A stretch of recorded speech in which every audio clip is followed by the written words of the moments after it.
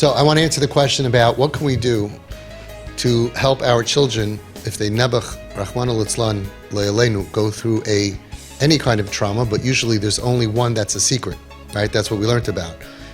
Bullying and other stuff eventually usually comes out. There's only one massive trauma that can happen to a child that is a secret. A secret. Why? There are many reasons why. There's the grooming process, there's the threats, there's the shame. Bottom line is, they usually don't tell. Almost all of the people who told me that they were sexually abused as children told me afterwards that I was the first person that they told. And this is after going for years to therapists and skanim and rabbanim and schlepping here and there and psychiatric. They don't share. And we have a whole different speech about why they don't share and all of that. That's not for now. What could you do? I know of a family that there was a father that had several children. There was one child that was just like a twin of the father. They were best friends. It was just like that extra, that nafshek shur b'nafshek that I always talk about. They were just the closest that it could possibly be in this world, just from birth. And the kid was a gem of a kid and everything was wonderful. And then it came to a certain point that the child started experiencing like what you described before, where they started getting angry and they started acting not according to their own nature, against their own inborn character, the sweetness and the beautiful midos, and all of a sudden they're raging and they're angry, right? But the relationship was so close that the father didn't give the child 1 minute of aggravation or grief. There was never one time he said right away, I love my son so much, something's bothering him. And without any judgment, the kid slipped out of the yeshiva system, never made it to the street, never went on drugs, because there was never any rebellion from the beginning. There was just total acceptance and understanding. Understanding that you are good and that I'm on your team. And that's why there was no rebellion. And when the child was ready, one night, 3 o'clock in the morning, father felt the child tapping him. He woke up, opened his eyes. It's dark in the room. No words were spoken. Father got out of bed, hugged his child, put his head on his shoulder, while the child would just wept. And the father said, I love you. It's okay. We'll get through this together. The child knew that his father understood what that was all about. Intuitively, the child knew that I can trust this person. And it wasn't the first day and it wasn't the first year, it was years later. But because the bridge was never at all damaged and the nafshek shur was completely there, the child was saved from the whole spiral. The child was saved from rebelling. Yes, maybe there were days he didn't put on tefillin, but there was nothing to rebel about. So this was one of the only children in the world that was caught by the family and didn't have to end up on the street feeling that on top of all my pain and on top of the fact that my life was raped from me by somebody else, and I can't be the person I was and I am and I want to be. On top of that, I get the dirty looks from my parents and from my siblings, and I'm the troublemaker, and I'm the black sheep in the family, and the grandparents are looking at me, and I'm the big problem. There was none of that. There was no judgment, so there was no rebellion. If there's no rebellion, there's no drugs. And even if there would have been, it wouldn't have been the heavy stuff, because he wouldn't have needed it, because of the support of the family that just understood that my child is good. And if they're struggling, I'm not going to get angry at somebody for struggling. The Goyish Welt has infiltrated our belief in our children to say that they have problems and don't enable them and they're going to manipulate you and don't give in a finger. And we got it at my house. Find me one source in Kala Torah Kula from Har Sinai until today that any Gadol Adar said that.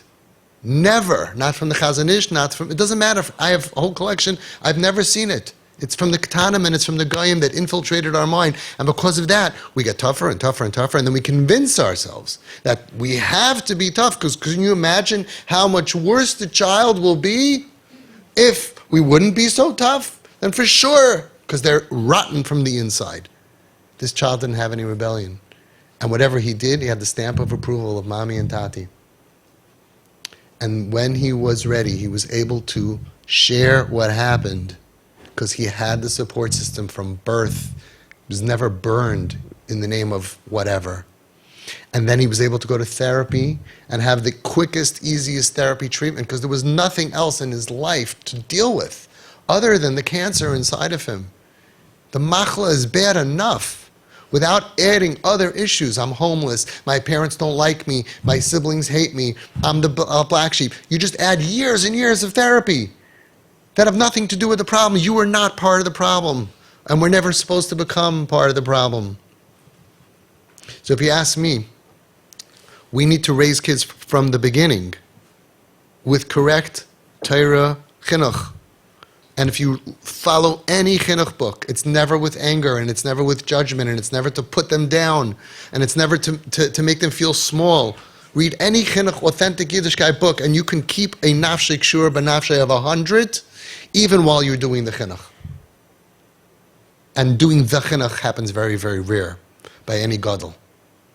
Rav Pam didn't have to do a lot of chinuch. Rav Shach didn't have to do a lot of chinuch. Chazon Ish didn't have to do a lot of chinuch. The big Rebbes didn't have to do a lot of chinuch. And we don't have to do a lot of chinuch.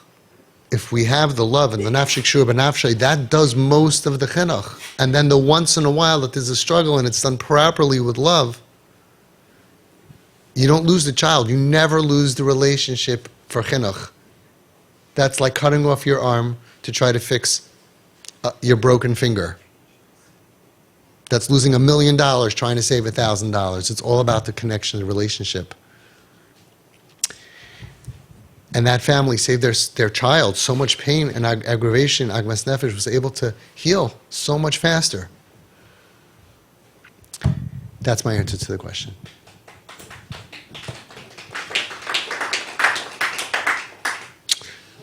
If it wasn't done, that's what we're all about. Rebuilding the connection, rebuilding the NKN, taking out the knives, writing the letters, giving your kid so much unearned pleasure and fun.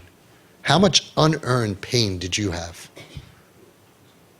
Why does everything that we give good have to be with a cheshbon? They're going to be spoiled. Really? No. We're just a little bit balancing all the extra pain that they got. And the Gaisha world got into our head, spoiled. First of all, like I always tell you, it's okay to have one more spoiled Jewish kid in the world. Let them be happy and spoiled. They don't even get spoiled. We know this, ki yodua. You look at them years later, they're so thankful. You were there for me. When we take, Chai Lifeline takes kids with cancer out to Disney World in first class, they don't get spoiled from that. And after they're healthy and they're saved, and first let them be healthy, saved, and alive. And then we'll worry about spoiled. And then you could unspoil them. They're not even going to be spoiled. Your kid's spoiled? They stop. They say, no, I don't want you to, right? And I have this so much data on this. So much data. And because they're worried the kid's going to be spoiled, they don't give them what they need. They have $1 million and ounces worth of pain that they didn't deserve and they didn't ask for. Give them undeserved fun. But they're not going to want to have fun with you until you're not judgmental, until you're on their side, until they're comfortable with you, which is the whole TP. Everything of TP is an introduction to have the relationship. So when you say, we're going to Cancun, the kid says, sure. And then you go on trips and have as much fun, because fun clears the mind. Fun creates connection on a different level. Everything is just an introduction. You're learning how to do CPR. But now you want to go ahead and do CPR, but the patient is too far away because there's wood there and stuff. You got to clear out the wood and you got to get close and now do CPR. The connection of nafshei kshur b'nafshei enables you to do what I did with one of my kids, where I said, hey, I'm going to California to Reggie Melrose. You want to come? Sure. Why would a kid ever say no to a trip and going, you want to go to therapy? Sure. We have so much trouble of getting kids to agree to go for the right therapy because they don't trust us because we pushed them when they didn't want to go. But if the relationship is never damaged, I trust my parents. Yeah, sure. I don't have to second doubt them. See, part of the problem of trauma is they don't trust adults. Because after they're traumatized, they have a secret. It's not always our fault because we don't know. And we keep on pushing. And we don't realize they didn't sleep at night. We don't realize they have nightmares. We don't realize that we keep on saying, well, why you do this? And they lose faith in adults. But if they never lose faith in adults, then it'll be like, hey, we're going to Cancun. Sure. Why not? Regular kids want to spend time with their friends more than their parents. Kips would prefer spending time with their parents more than their friends. Only after you have nafshe kshura b'nafshe NKN of above 80. We've proven that a million times. When they go out with their friends, they feel like dirt. Nothing actually happens. They're so dysfunctional and they don't feel good. When they have mommy and tati who love them and say, we're going on vacation, we're going out, we're going fun, whatever, they come back feeling good about themselves. You are massaging their nefesh. You are massaging the piece of them that was destroyed by trauma and abuse. I have no self-worth because I was abused. But how can I have no self-worth? My parents are crazy about me. My grandparents are crazy. I'm the apple of everyone's eye. Even though I look different than them, behave different than them, they somehow just see the goodness inside of me. So I can't be so rotten. You just saved 2 years of solid, tremendous therapy. You saved it because there's no reason for them to feel that. They're not dressed. They're not sneistic. They're not correct. They need it more. They need it even more.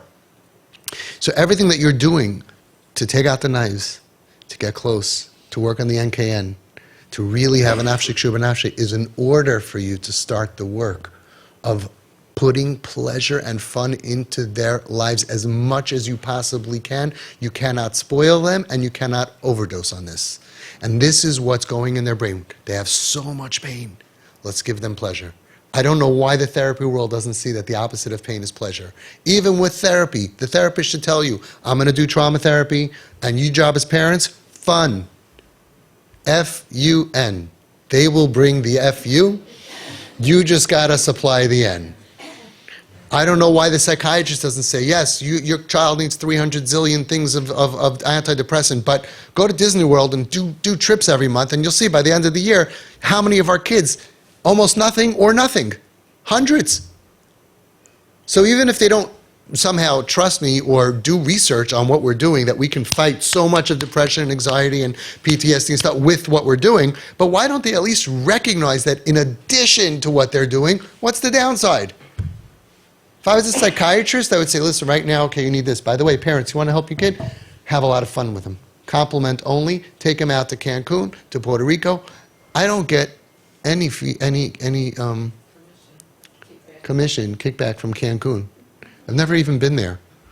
I really expect when I get there, there should be a welcome band. Thank you, Avi Fishoff, for sending the most people, tourists, to our thing. And please explain to us why every frum couple has one kid that doesn't look like them when they come to our country. The Abish is helping that we should do our job, build the NKN, but then use your NKN.